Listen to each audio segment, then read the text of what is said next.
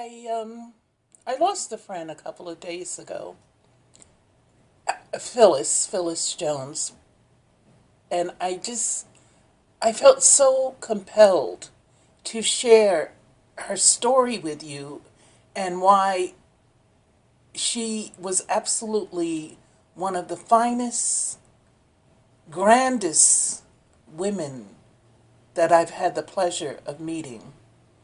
And so I call today's video Remembering a Queen because that's what she was and is to me. In order to understand the high respect that I hold her in as a human, as a person who walked this earth, she was the equivalent to me of many of these great people who were helpers of the poor and who cared about others and went about their lives seeking only to please God, not to please man, and not caring who knew it. A proud Christian woman. But let me tell you how we met. I met Phyllis when I was sleeping on the subway. This was the beginning of the revelation to me that she was something special.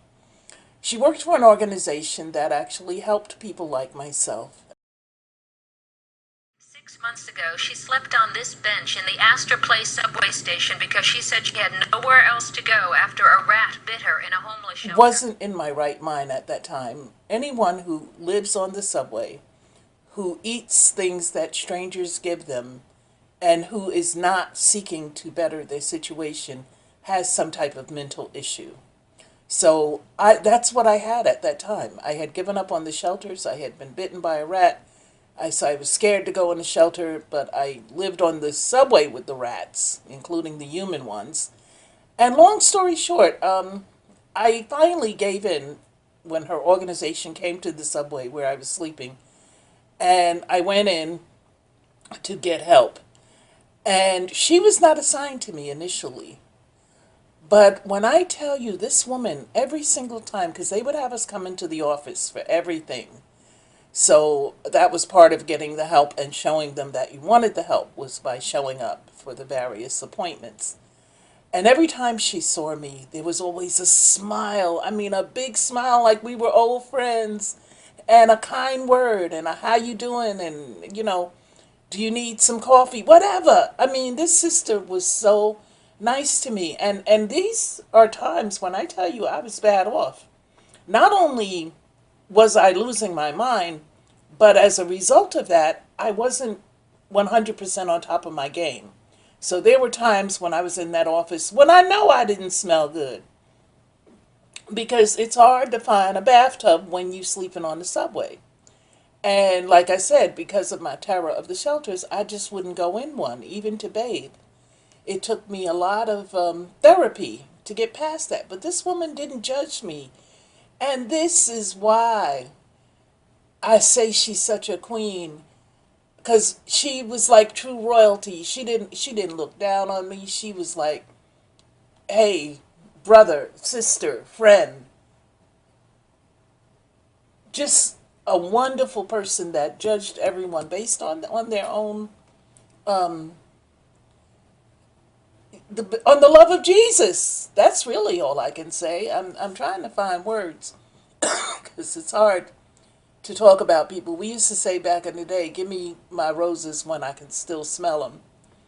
And Phyllis, I know I told you I was going to stop by when I came up there to go to Manners, but we always assume that we can do something later. We never imagine that there is not going to be a later. And for that, I feel just engulfed with agony that I didn't come up and see you. Forget going to Manners, because I don't need no Manners, no way. But just to go and see my girl, I should have made my way. I'm on Miss Walker. The weather here in New York has been crazy. And the bad thing about having conditions that affect your bones and your muscles is that the weather will affect them also. And so it's very difficult for me to travel with that walker when it's bad out. Because if it's slushy, I don't even want to take it out because it's useless because I can slip and fall. And then if it's not, if it's just cold, my knees will lock up the minute I get somewhere warm, like on that bus ride to go all the way uptown. When I get there, I won't be able to get up because the knees will be unlocked into place. So it's a sorry situation. But girl, when I tell you, I wish I would have made my way. I wish I would have just made my way and trusted God. But it wasn't meant to be. And so this is why I'm doing this video for you. And she was a humble lady. That's another part of queendom that a lot of people forget. A lot of us, women in particular, we get to a certain level and we forget that along with being queens, we need to be humble about it because many are called, but the chosen are few. And Phyllis was a sister that knew this. She knew who she served.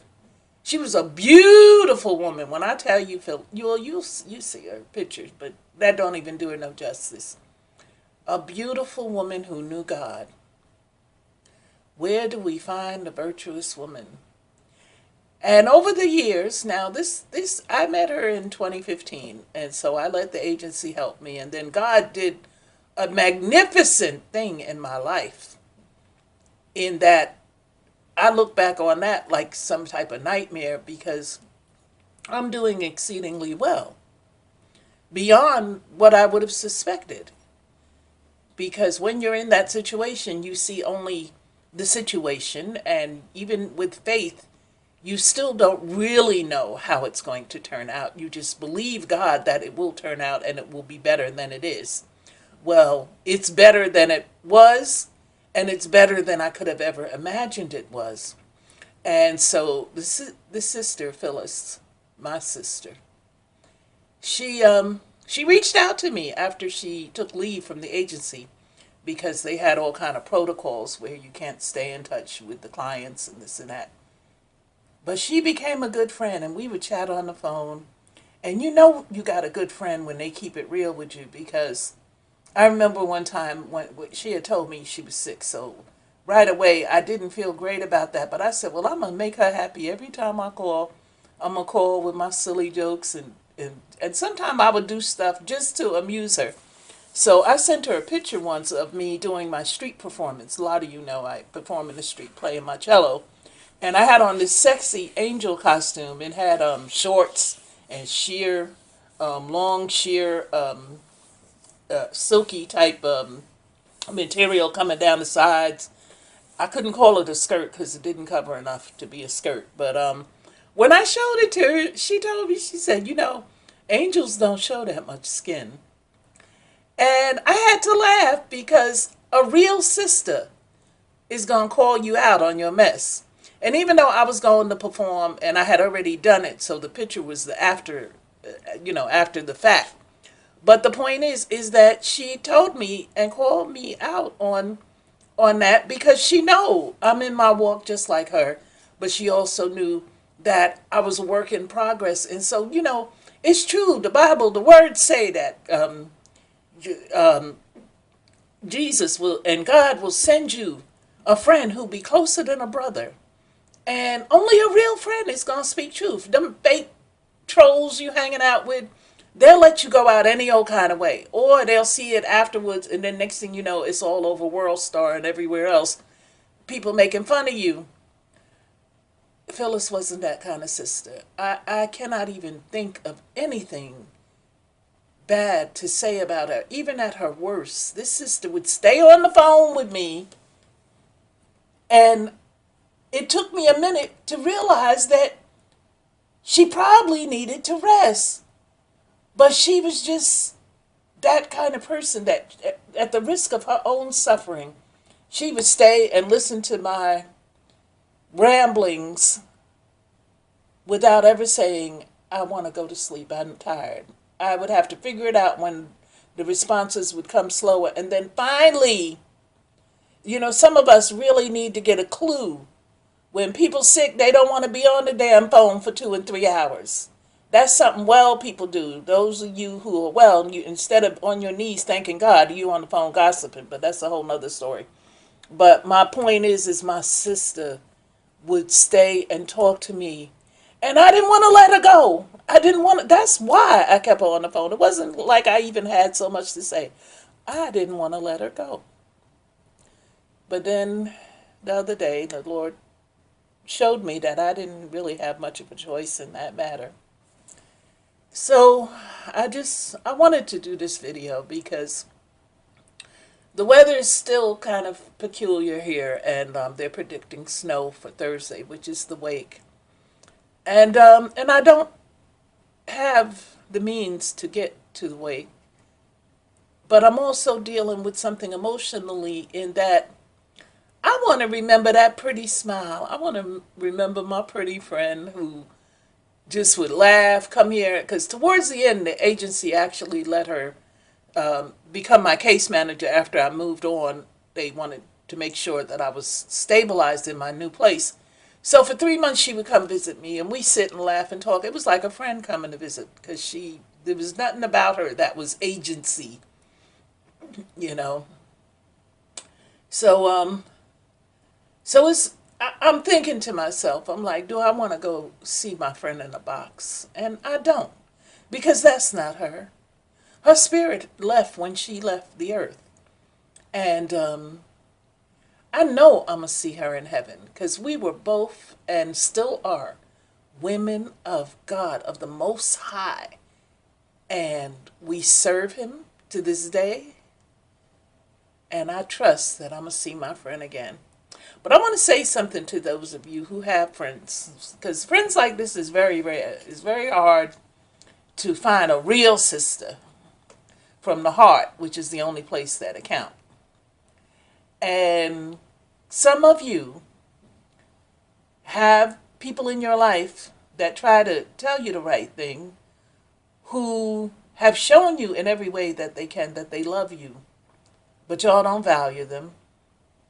And some of you are downright rude in your ignorance.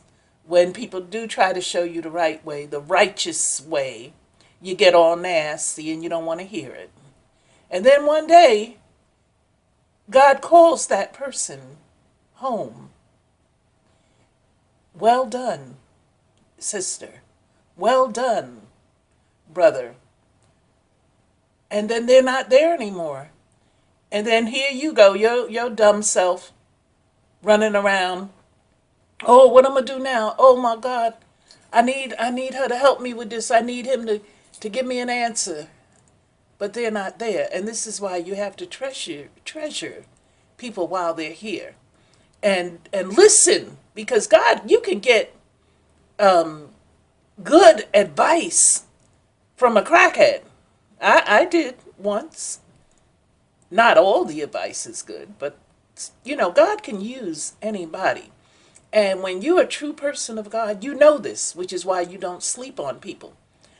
Phyllis did not sleep on me. When she met me and I was this homeless woman living on the subway, even though I would try to fix myself up, there were clues that I wasn't on top of my game. And she never looked down on me. There are women that, if you ain't on top of your game, they don't even want you standing near them, because they think that you're going to take some of their shine in a negative way. They figure, oh no, ooh, I don't want that near me. They almost afraid that your bad luck going to rub off on them. When I tell you Phyllis was a real sister, God knows she treated me the same when I was down and out as she did when I rose up. And a matter of fact, she kept me humble. Because sometimes I'd be on the phone bragging about something, because I would make little things. I blinged out my sneakers and blinged out some sunshades. And so I was on the phone. Sometime I'd be going off on different things, or how I fixed up my house, or something new I bought. And this was a sister who could check you without being rude or nasty. because she did it with the love of God, with the love of Jesus, with the love of Yeshua, most highest. And that's why she is a queen. She is a queen that I will always, always remember. And even though I'm a lot older than her, I learned so much from her that things that were lacking in me, she brought out of me by just talking and just being there. Every time I call, she pick up that phone. How many of y'all will look at the phone and see who calling and make the decision whether or not you're going to answer? This was not that kind of sister. Phyllis answered the phone every single time I call. And like I said, I can't even think of enough good things to say about her. But I wanted to remember you, Phyllis. And I know she didn't like to be put on blast. And I know, sis, I know you probably thinking, no, she didn't. But yes, I did. But I did because I love you and because people need to know when there was a verse in the Bible. It said I'm gonna find it and put it up, that when the good depart, the people are sad. And so just know that those of us who love you, we feeling a little sad right now, but we happy you not suffering, because you were suffering on this earth. And so I'm glad you're not suffering, girl. That makes me happy, knowing that that pretty smile is somewhere looking down and you ain't gotta feel sad. So I'm not gonna be sad. I'm gonna just be happy and say, I'll see you when I get there. God bless.